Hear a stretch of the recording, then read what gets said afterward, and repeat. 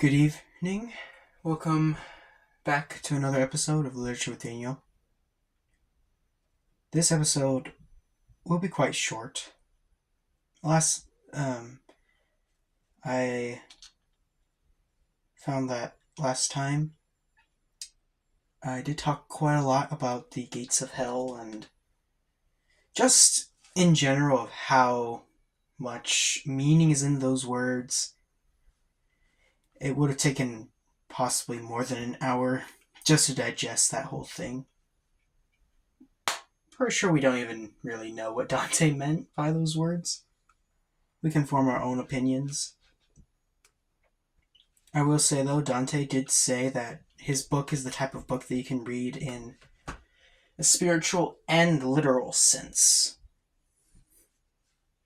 So, alright. Last time when we were here with Dante passed out because he heard screams and all sorts of evil things. Like screams, people yelling, screaming, whatnot. Because he just entered hell.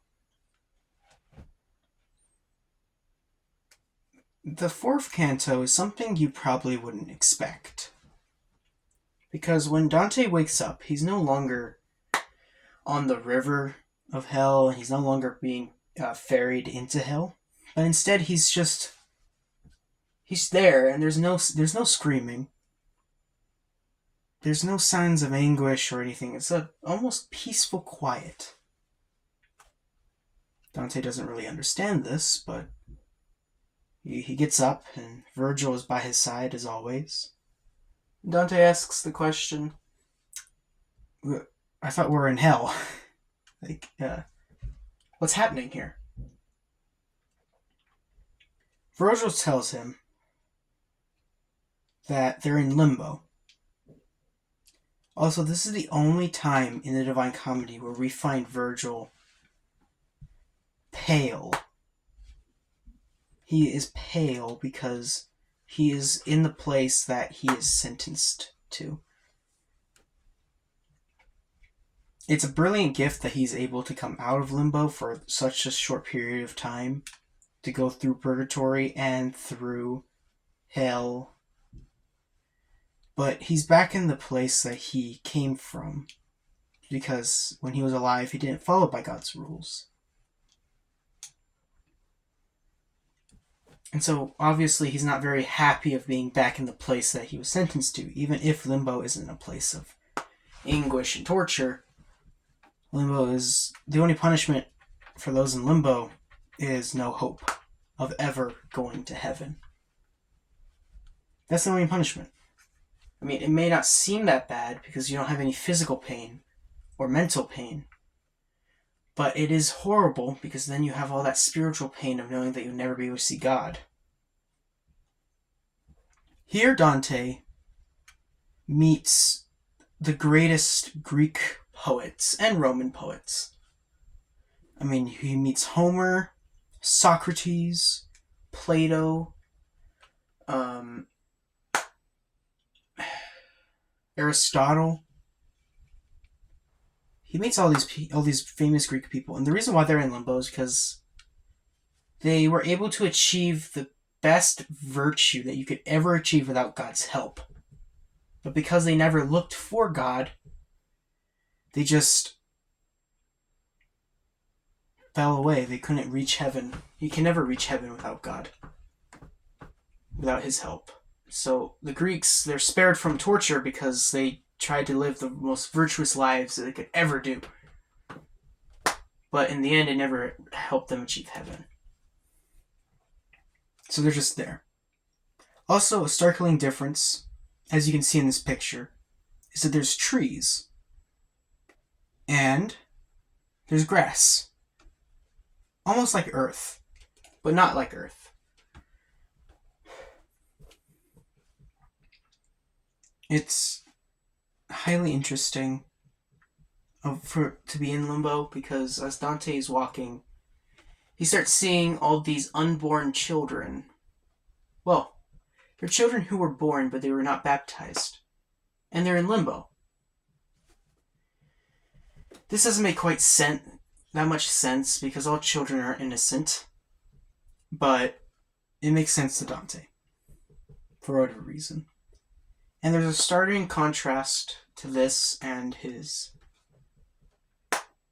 to Purgatorio, where he also meets unborn children, and it's kind of wait, why is there unborn children in Limbo, and why is there unborn children in Paradise? I'll say that Dante almost contradicts himself there, but I don't know. Here he also finds many Greeks and Romans and even some pagans who he does not name, but he just says there's a great many people who have achieved that level of virtue, but they all couldn't go to heaven.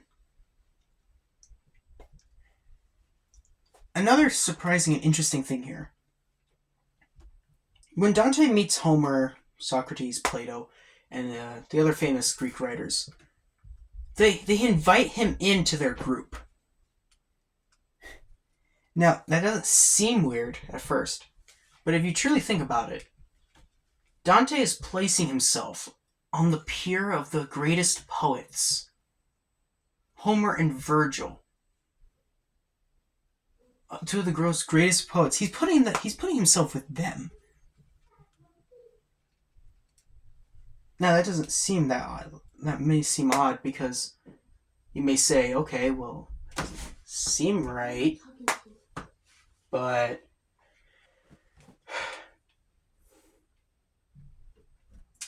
how can one just enter a group and be called part of them?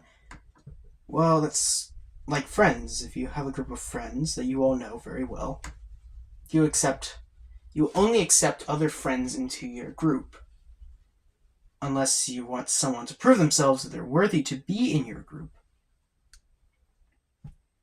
That's what happens with Dante, but he doesn't have to prove anything. He just walks right in and everyone just accepts him, which is absurd. But so Dante, that's some of Dante's pride coming out. And his pride does get to him in later chapters or cantos. Also, Virgil is quite sad to be in Limbo, as I mentioned before. And he kind of carries this... How should one say it? He carries something along with him when he's in Limbo. You can tell that he's kind of distressed at being back in Limbo. But once you leave Limbo, he seems to become his old self, like in Cantos 1, 2, and 3.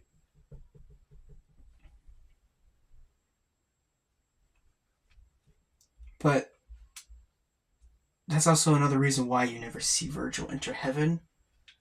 Because Virgil just can't go to heaven.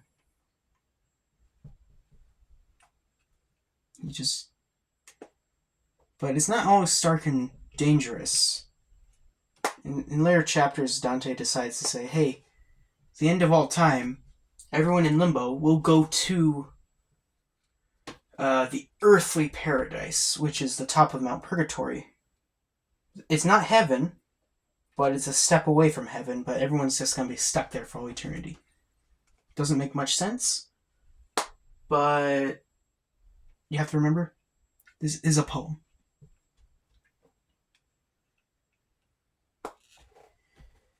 So Dante and Virgil, they go through Limbo, and they finally come to a flight of stairs.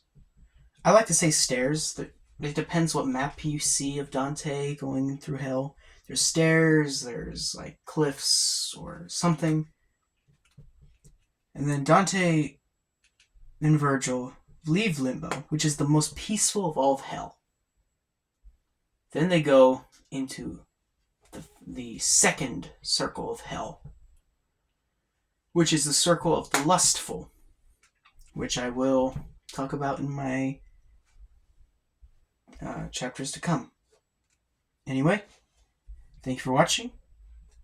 Tune back in next time if you're interested. Thank you.